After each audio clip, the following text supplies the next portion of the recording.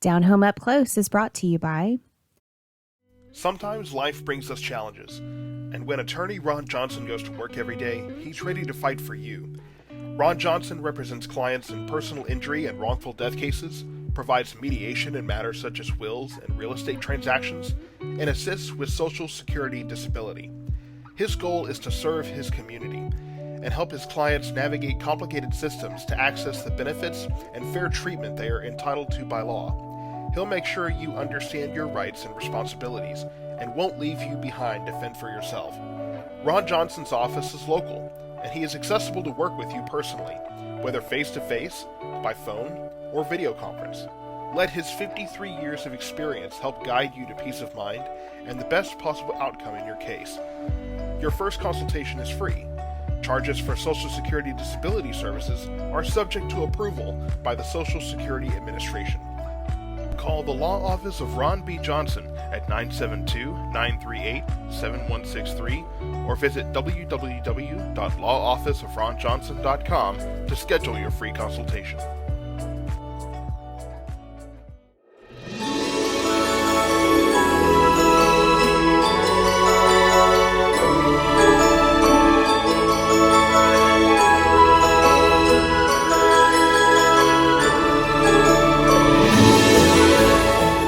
Hello, this is Becky and you're in Becky's Kitchen. Today we're going to make cookies, Christmas cookies. I have a cookie swap that I'm going to on Saturday and I need 120 cookies. And so I've been testing cookies for a long time and I found a really good recipe and I want to share it with y'all. I also want to tell you some things I've learned just from some cookbooks that my husband keeps bringing home to me, but this one. Things that kind of I knew a little bit, that like have everything ready. And there's a French word for it, and I learned how to pronounce it today on YouTube. It's mise en place, and it means everything in its place. And this cook and all of them say, first you read the recipe from the beginning to the end, and then you get out all your tools and your ingredients, because if you don't, you may end up not having what you need. And so I do always do that. And also, when we put the dry ingredients together, I learned that before you measure out your flour, you need to fluff it. So don't forget to fluff your flour. And that's where we'll start today. It's best to dip into the container of flour, but let me fluff it. Just fluff it, just kind of move it around, because apparently air is very anything you bake. Okay, then we need, I write down how much, 3 1/3 cups of flour. So I love these measuring spoons or cups, I guess. You dip down into it and then you just take a straight edge like a knife or something right across the top. She said don't tap it on the counter or anything. And I use this little bowl, and I'm just going to put all my dry ingredients in the bowl. So that's 1.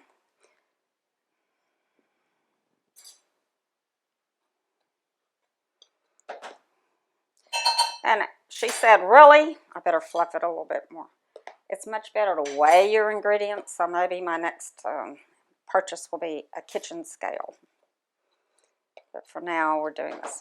Okay, that's 3, but now I need 1/3. 1/3. Okay.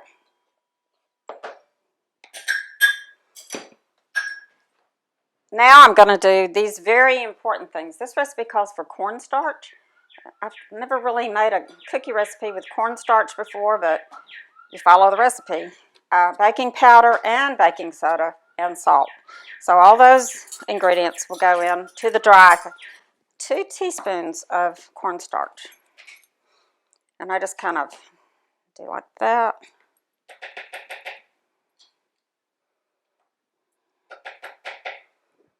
Okay, and 1 teaspoon of the baking powder, 1 teaspoon of the baking soda, and 1 teaspoon of the salt. And she also said you should get baking powder that doesn't have aluminum in it. Well, I just have never thought about that, and I looked and it says, oh yeah, it does. It has aluminum in it.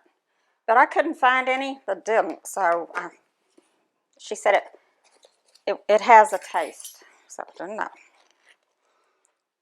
Here's the soda. When it says salt, use kosher salt. Don't use table salt. It might get too salty. Okay, now, I'm not sifting. I've got a little whisk. I'll just whisk it all together and put it over to the side, and that's ready.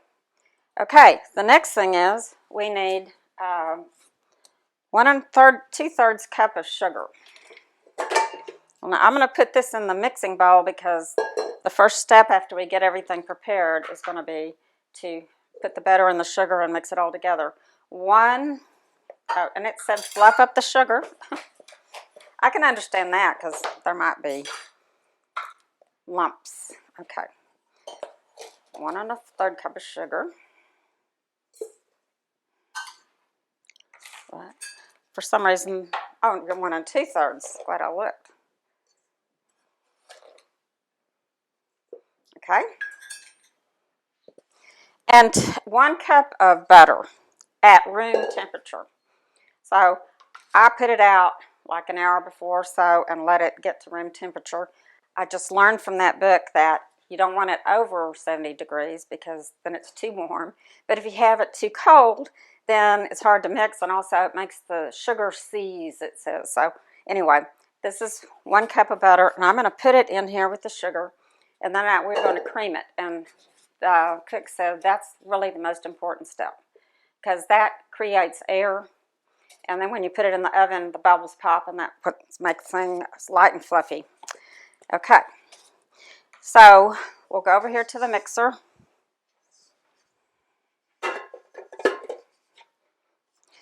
This is going to take maybe 5 minutes or so because, and I wrote this down so I wouldn't forget, you want it to be light in color, fluffy in texture, and almost doubled in volume.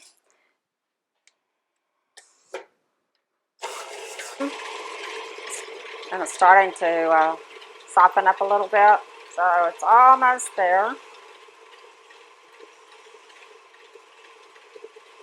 Okay, well, let's see. Let's check it out. Oh, yeah. Okay, once it gets to the light and fluffy and increased in volume, then it's time to add the eggs and the flavorings.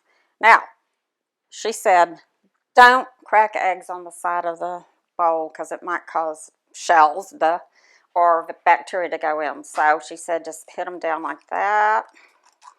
And these eggs are at room temperature, so they won't make the sugar seize. Now, it always says eggs 1 at a time, and I have never seen anybody say why. So anyway, we'll do it 1 at a time, hopefully.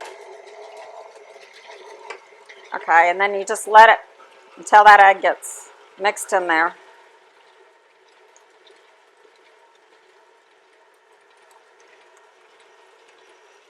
Okay, there we go.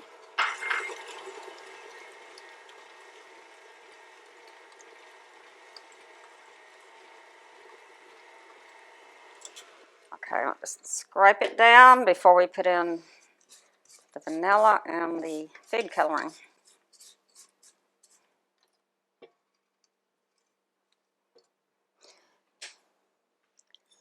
Becky's vanilla. Made this summer with vanilla beans and Captain Morgan's spiced rum, and it is wonderful. I'll shake it a little bit, and this calls for 2 teaspoons. So, now, when you're talking about flavoring, you know, that's not as exact. So if you like vanilla, then use it. If you don't, just put 1 teaspoon. Or, you know, like if it has nutmeg and you don't want nutmeg, leave it out. The flavorings are not as big a deal as the leaveners. And we want green cookies, so we're going to put some green food coloring, and you just kind of eyeball it, and then when it mixes up, if it doesn't look green enough to you, add more.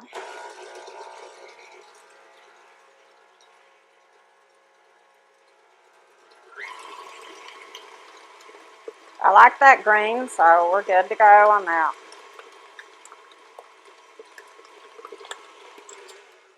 Okay, now all we need are the dry ingredients. But I have to tell you, the first time I made this, I got to this, and I had everything measured out just like we did today.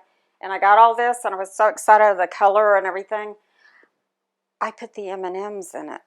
And I thought, cow, this isn't very much dough at all. And then I looked over on the island, and there was the whole bowl of flour that I forgot to put in. And I couldn't put it back on the mixer because it was full of M&Ms. So I had to mix all the flour in by hand. It was a mess. So I see the flour over there. I'm going to go get it. Now, of course, you can't put it all in at once. And this is quite a bit of flour, and it is a very stiff dough. So we'll just take our time and try not to make it snow all over the kitchen. Put it on low for sure.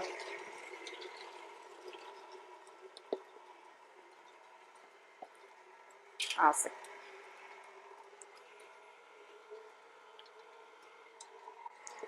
You know, this is where you really do not want to overmix, but you need to make sure all the flour gets mixed in there.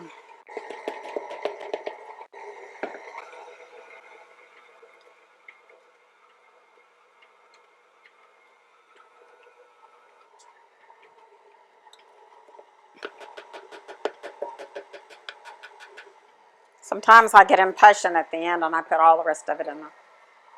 I'm going to have to mix some of this by hand, I think. I got the... Okay. Now, wow.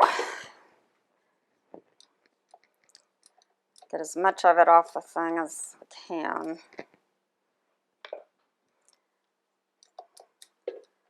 I got 40 cookies out of this, so that's a pretty good batch if you don't make them too big. Okay. Now, the next step really is the M&Ms, but before that, I know that down in the bottom of this bowl, there's stuff that hasn't been mixed in. So, and chances are, I'm going to have to do a little hand mixing. Okay. See, it's pretty thick. All right. Now, it calls for 1.5 cups of M&Ms. And of course, these are Grinch cookies, so you want Grinch colors. It's basically the smallest bag of M&Ms is exactly 1.5 cups. So I just pour them in here, and of course, you've got to mix them in with your hands. And these are for the cook. All right. I mean, it's not so bad sticking your hand in a bowl full of M&Ms and oops. All right, when you get them all mixed in, then you put the whole bowl in the refrigerator for at least 30 minutes and let it chill. Now, we don't have 30 minutes, so I happen to have another bowl of dough that's been chilling, and I'm going to put this over to the side, wash my hands.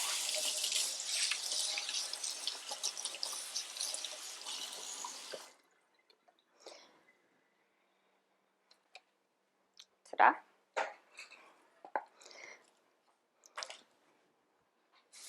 Spray your pan.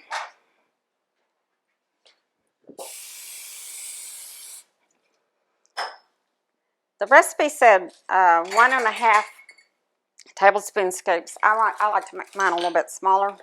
So here's the dough after it's chilled. So I just take a pinch. And this is really still not thawed enough, but okay. Warm it up in your hands. Roll it in a ball.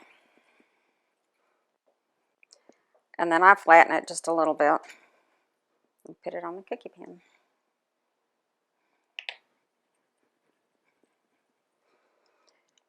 It may not look like this one doesn't look like it has M&Ms in it, but we'll fix that when we get them all on the pan. But it does, because I can feel them in the middle.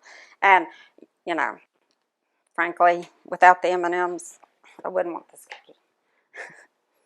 cookie.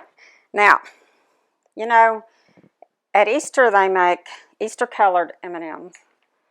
And I think these would be the cutest things. They could be still green, and you just put the like little Easter eggs on it. I think that would be cute. At 4th of July, they make red, white, and blue ones. And in the fall, they make the autumn colored ones. So I think these are pretty versatile, and they're just so pretty. Okay.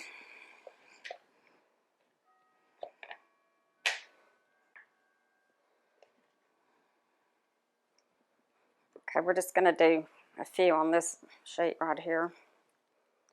One more.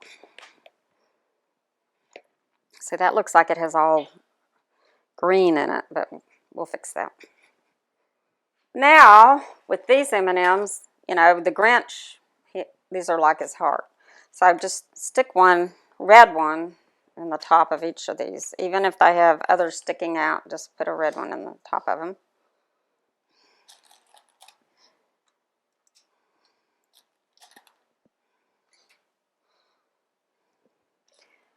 My oven has been preheating at 350, and these will go in there for, it says 11 to 13 minutes. I would go with 11 or at the most 12, and then let them cool before you put them on the rack, and you're good to go. I'm going to go put these in the oven. All right, now when they've baked, this is what you have. Grinch cookies. They are really good because almost every bite has chocolate in it, and pretty easy to make. And I'm going to take them to the cookie swap. I have to say, my first cookie swap was when I was a young mother working, teaching, and my neighbor said, "Oh, let's do this. I'll make a batch of cookies, and I'll give you half. And then when you make a batch, you give me half of yours." And I said, "Yeah, that sounds like a good idea." And it was a weekend. I made a batch of cookies. I took half over to her. She gave me half of hers. Every day until Christmas vacation, when I got home from school, there was another batch of cookies that she made during the day. And so every night I would have to spend up all night making cookies so I would be able to match her, you know, because she just had all day to cook and I didn't. But anyway, that's my first experience. But this cookie swap I'm going to has been going for a long time, and it's our teachers, retired teachers, and, you know, we have so much fun. And we eat them, and we trade them, and have a good time. So that's what these cookies will be doing on Saturday. I'm so glad you came to Becky's Kitchen, and you'll be able to get the recipe on the Downs Home website. And I hope you all have a very Merry Christmas. Bye.